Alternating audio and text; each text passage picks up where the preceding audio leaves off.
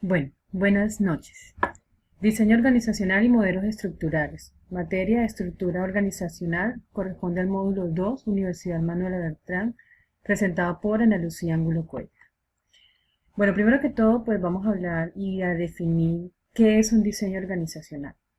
Es un proceso donde los gerentes toman decisiones, donde los miembros de la organización ponen en práctica dicha estrategia.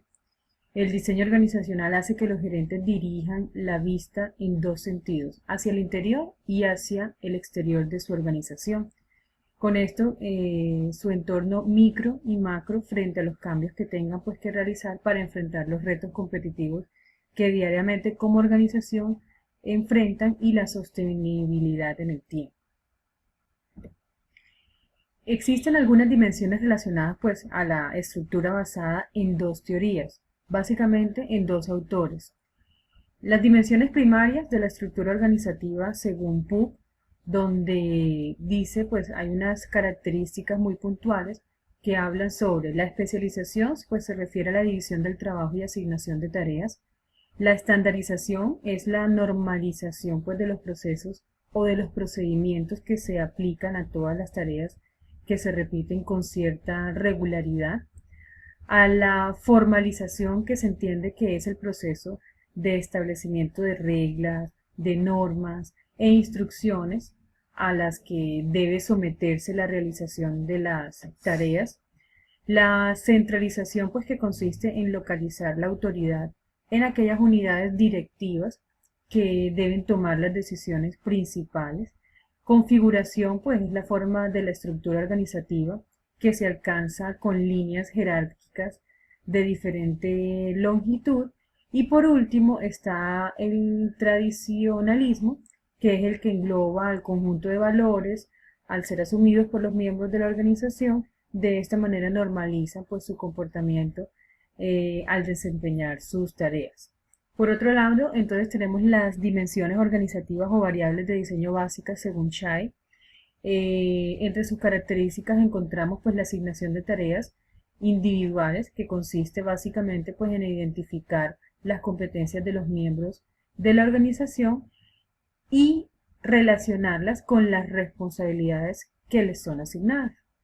Está la formalización, que en este caso pues es la determinación de los niveles jerárquicos a partir del concepto de ángulo de control, o sea, es decir, cuántas personas dependen de cada jefe en dichos niveles.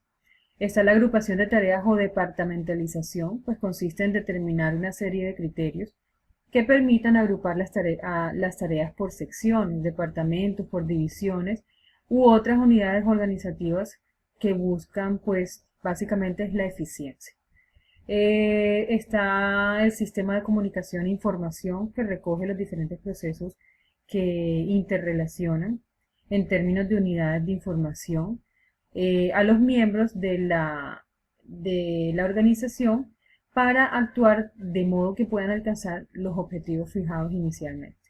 Delegación de autoridad pues representa los diversos modos de resolver las imposibilidades de ejercer efectivamente la autoridad por parte de quien la detenta o la asuma. La motivación pues incluye los variados sistemas que se implantan para lograr que los miembros de la organización se vinculen a esta, pues asumiendo un control profundo con lo que son capaces de desarrollar con más eficiencia las tareas que se les son asignadas.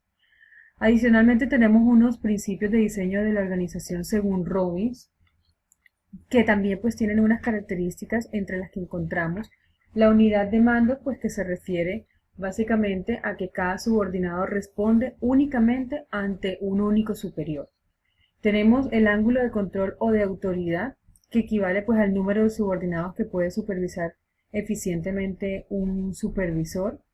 La división del trabajo, que para este autor supone que el trabajo se divide en tareas elementales y su realización se asigna a diferentes personas de modo temporal o permanente, entonces eso varía de acuerdo a la especialización de la persona.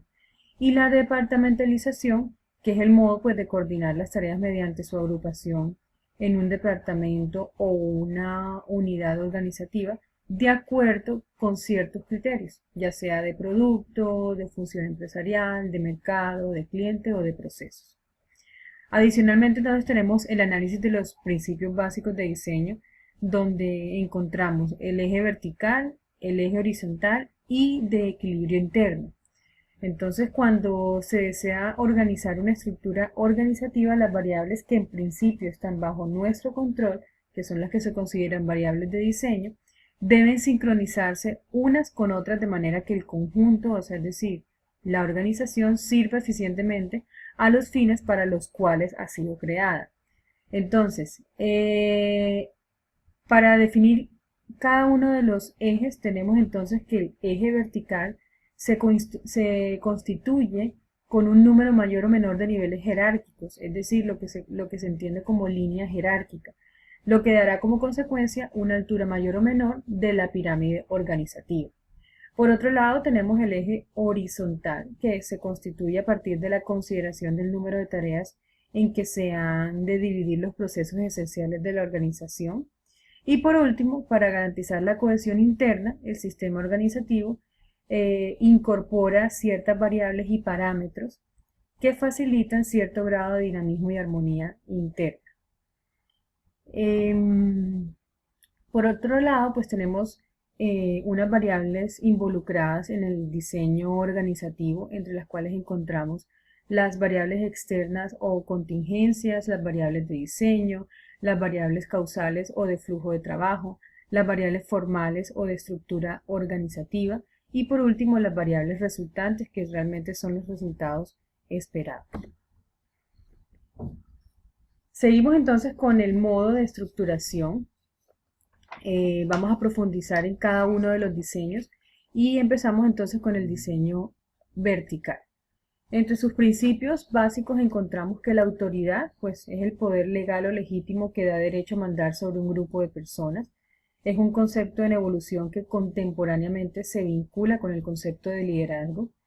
Jerarquía representa la aparición de niveles estructurales sucesivos dotados, pues, de distinta autoridad, que van engarzándose o van interrelacionándose entre sí a partir de la responsabilidad asignada para cada uno de los niveles. La delegación, pues, que es la asignación de autoridad y responsabilidad a otra persona, normalmente corresponde a un subordinado. La descentralización, que es la distribución de la autoridad o del poder para adoptar decisiones de manera formal y permanente. La descentralización puede ser total o parcial, pero en general tiene un carácter más definitivo y formal que la delegación. Por otro lado, entonces tenemos el modo de estructuración diseño en horizontal. Sus principios básicos es la división del trabajo, que se refiere al reparto o división de las tareas en la que se pueden descomponer una actividad o función entre los miembros de la organización. Y está la especialización, que es la asignación permanente a cada persona o unidad de una tarea específica, de forma que incrementa su destreza en la realización de la misma tarea. Ahora vamos a hablar de los modelos estructurales de organización. Entre los modelos estructurales encontramos varios, entre los cuales está el modelo autocrático, el modelo de custodia, está el modelo de apoyo y el modelo colegial. Para comenzar, entonces empezamos con el modelo autocrático. Fue un modelo en donde sus principios básicos realmente nos dice, pues, que fue un modelo prevaleciente en la revolución industrial. Este modelo, pues, depende del poder. Quienes ocupan el mando deben poseer poder suficiente para ordenar, pues lo que significa que el empleado que no cumpla órdenes será sancionado. En un entorno autocrático, la orientación apunta a la autoridad oficial formal y la dirección cree saber qué es lo mejor y está convencida que la obligación de los empleados es cumplir órdenes, es decir, que estos deben ser dirigidos, persuadidos y empujados a alcanzar cierto nivel de desempeño y limitados a obedecer unas órdenes. El modelo constituye un medio muy útil para el efectivo cumplimiento del trabajo del método aceptable para la determinación del comportamiento de los administradores. La fuerza combinada con el conocimiento sobre las necesidades de los empleados y de los cambios que ocurren, los valores sociales dio al reconocimiento que existen mejores maneras de administrar los sistemas organizacionales. Por otro lado, entonces tenemos el modelo de custodia. Este depende de los recursos económicos. Si una organización crece de recursos suficientes para el ofrecimiento de pensiones o el pago de otras prestaciones, le será imposible adoptar este modelo.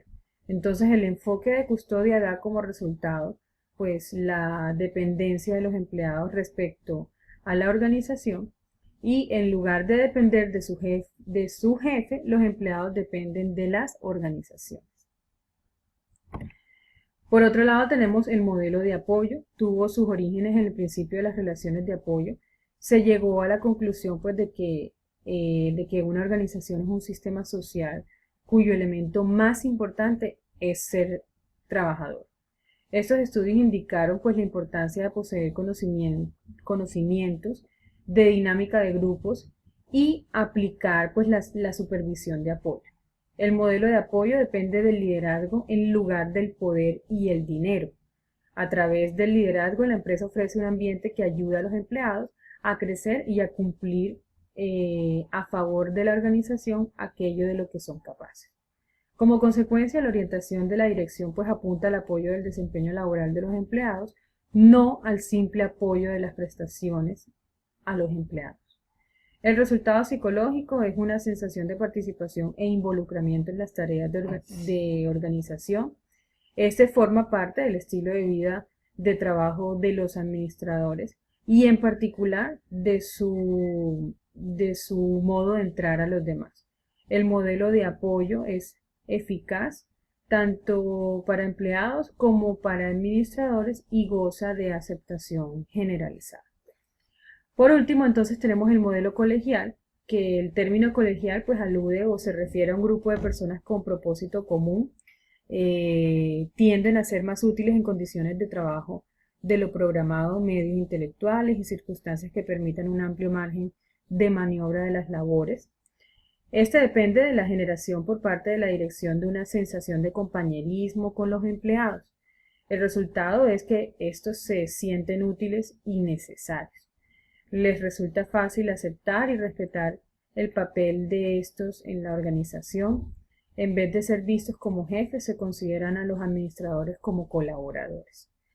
Con esto, pues, se percibe crear un estricto ambiente de mutualidad en el que cada persona realice sus propias contribuciones y aprecie la de los demás. La orientación se dirigió al trabajo en equipo y a la respuesta de los empleados es la responsabilidad y sienten asimismo pues la obligación de cumplir normas de calidad que signifiquen un reconocimiento tanto para su labor como para la compañía. El resultado psicológico del modelo colegial en los empleados es definitivamente la autodisciplina. Y esta es la bibliografía. Muchísimas gracias. Hasta luego.